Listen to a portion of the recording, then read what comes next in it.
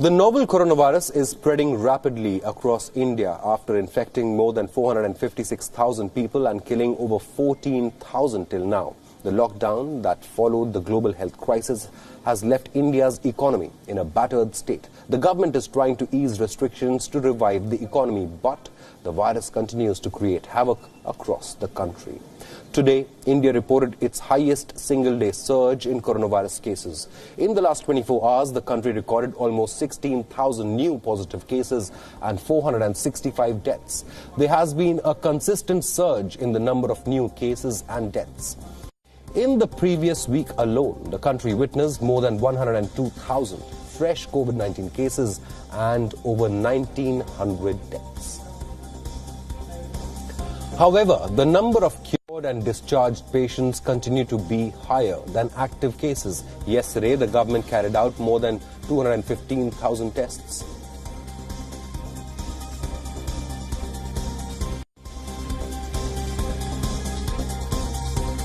All right, we are now cutting across to Gita, Gopinath of the IMF. Let's listen. This crisis is a crisis like no other, and will have a recovery like no other. First, the unprecedented global sweep of this crisis hampers recovery prospects for export-dependent economies and jeopardizes the prospects for income convergence between developing and advanced economies. We are projecting a synchronized deep downturn in 2020 for both advanced economies and emerging market and developing economies, with over 95% of countries projected to have negative per capita income growth in 2020. Now, the cumulative hit to GDP growth over 2021 for emerging markets and developing economies, excluding China, is expected to exceed that in advanced economies. Now, second, as countries reopen, the pickup is uneven. On the one hand, pent-up demand is leading to a surge in spending in some sectors like retail. On the other hand, contact-intensive sectors like hospitality, tourism, and travel remain depressed. So countries that are heavily reliant on these sectors are likely to be deeply impacted for a prolonged period. Third, the labor market has been severely hit and at record speed, and particularly so for lower-income countries, low-income workers and semi-skilled workers who do not have the option of teleworking.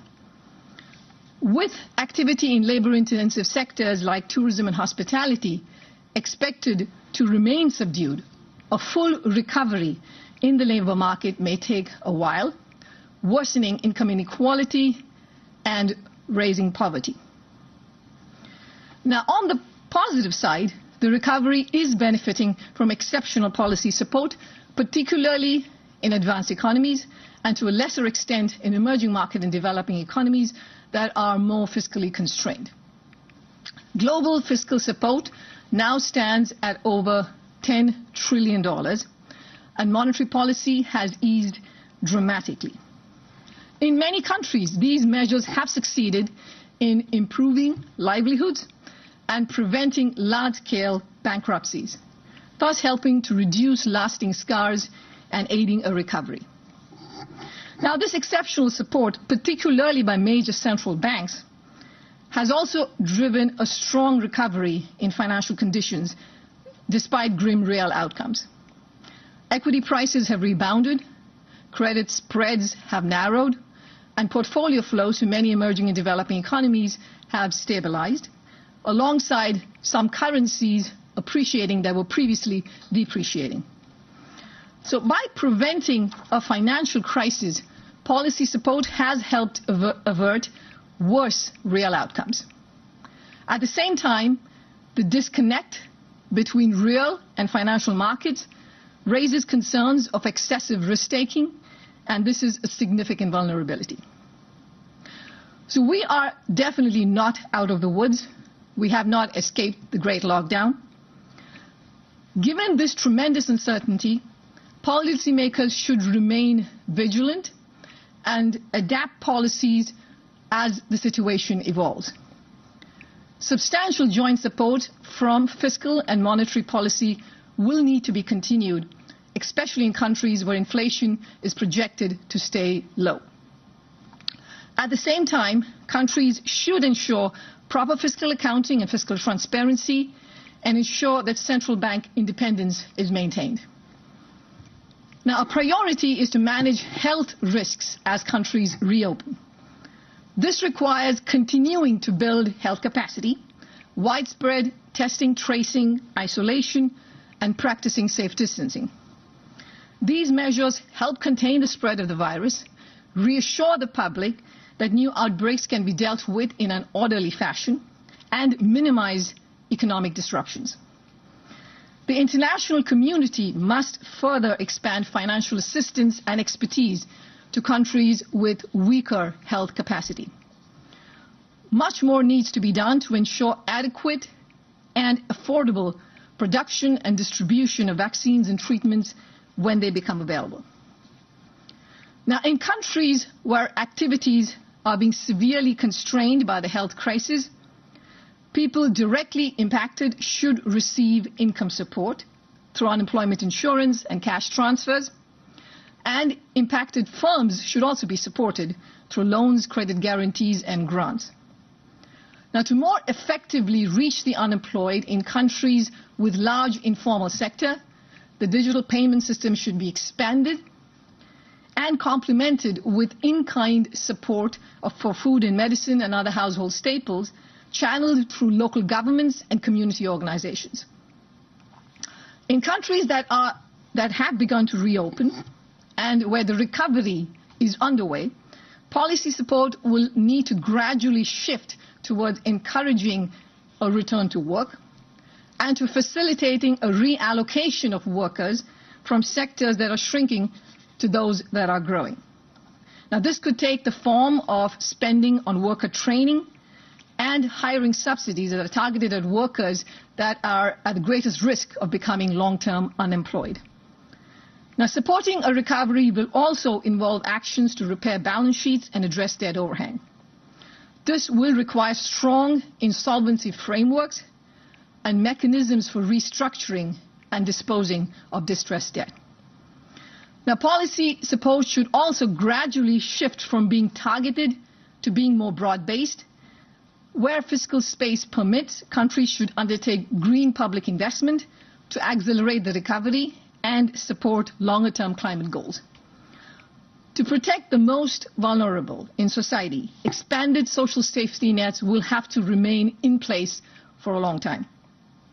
Now, the international community must ensure that developing economies have the financing that they need to undertake critical spending. This should take the form of concessional financing, debt relief, and grants. And also that emerging and developing economies have access to international liquidity via ensuring financial stability, financial market stability, central bank swap lines, and deployment of a global financial safety net. Now, this crisis will also generate medium-term challenges. Public debt is projected this year to reach the highest level ever, even past the World War II peak, in both advanced and emerging market and developing economies. So countries will need sound fiscal frameworks for medium-term consolidation through cutting back on wasteful spending, widening the tax base, minimizing tax avoidance, and greater progressivity in taxation in some countries. At the same time, this crisis also presents an opportunity to accelerate the shift to a more productive, sustainable, and equitable growth through investment in new green and digital technologies and wider social safety nets. Global cooperation is ever so important in this truly global crisis.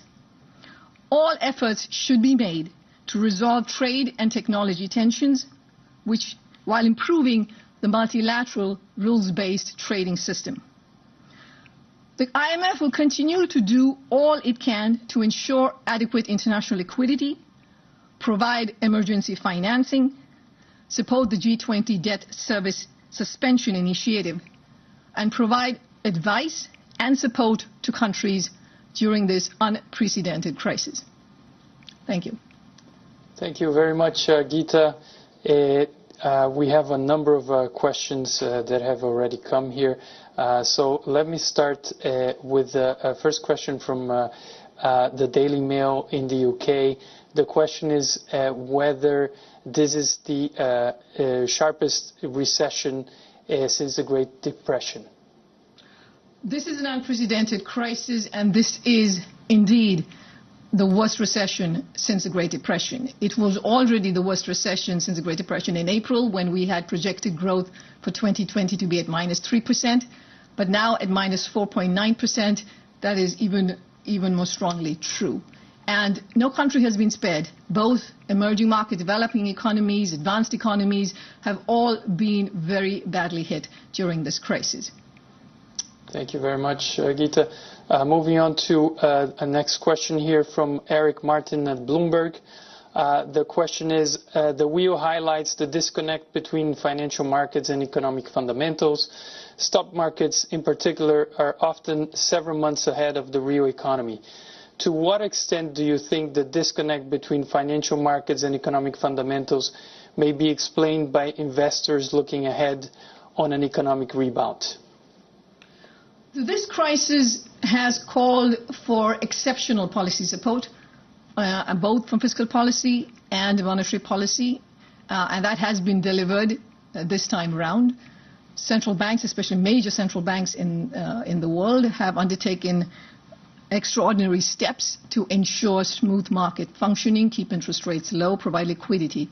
Now, what that has meant is that has led to a substantial improvement in financial conditions since our last April outlook, and that seems somewhat disconnected by real outcomes. So I would say the two important factors we think of as being important for this rebound in financial conditions is, one, the extraordinary policy support, and second, that in the face of tremendous uncertainty about where the world economy is headed, I think markets are taking a more positive outlook for the future. And I think the combination explains what we are seeing right now. Thank you, Gita. Moving to a question from Yikai and moving to the recovery. The question is, what kind of recovery are you expecting? Is it more likely to be V, U, or W shape? What is the major challenge down the road for the recovery? So the worst for the global economy was what we saw in the first and second quarter of this year, and especially in the second quarter for most economies. So that was the depth of the collapse. Now, since then, if you look at recent data that's coming in, you do see signs of improvement. In some places, there's still a contraction, but it's a smaller contraction. But in others, we're actually seeing signs of expansion, at least those who've opened up for a while. Now, we describe the recovery as still highly uncertain in terms of the strength of the recovery. So while we could say that maybe the world has bottomed out for now, and we are in a recovery phase, but still the strength of the recovery is highly uncertain, because there is no solution yet to the health crisis. So outcomes could be on the plus positive or the negative side. You could have better news on treatments and vaccines, and the improvement could be even faster. But it could also be worse if indeed the virus cannot be contained and you have second waves. In addition, you have concerns about escalating trade tensions, geopolitical tensions, and also a reversal in financial conditions, or tightening in financial conditions could trigger debt distress. So this is highly uncertain, and it's uneven because some sectors are recovering much faster than contact-intensive sectors like hospitality and tourism. Thank you, Gita. Maybe one last question before we move on to country and region-specific questions. This question is from La Tribune, and it's on debt. The question is, governments are going in for massive fiscal stimulus globally in response to the pandemic. How concerned are you about the risk in the long term of rating downgrades or build-up of debt, especially for emerging market countries? So this is a crisis that calls for substantial support across all countries. And that is what we have seen happening in many countries of the world. in the absence of that support to protect livelihoods and to prevent large-scale bankruptcies, if that was not in place, then we would have ended up with a recovery that would be much weaker and would have taken much longer to get back up to pre-crisis trends. So this is an investment that countries had to make now. But keeping that in mind, indeed, when the recovery is stronger, we are in a better place with the health crisis, better able to manage it, then countries will have to undertake a medium-term fiscal management. And while through a combination of expenditure and revenue measures.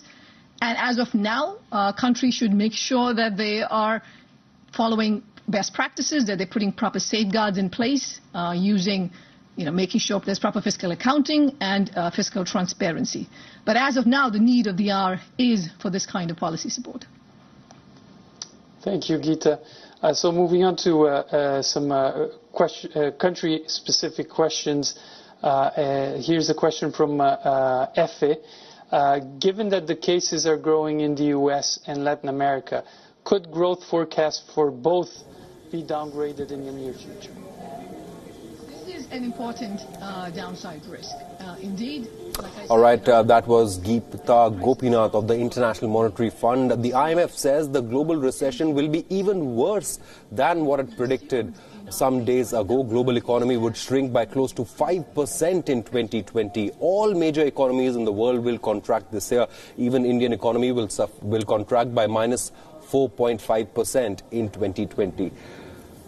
All global economies would shrink this year except China, which will see a 1% growth in 2020. However, the developed economies in the world will suffer the most, especially some European economies, which will suffer a minus 10% recession. Even America, the world's leading economy, would shrink by close to 8% this year. All right, it's time for a very short break. We'll be back with news and updates on the other side. Stay with us.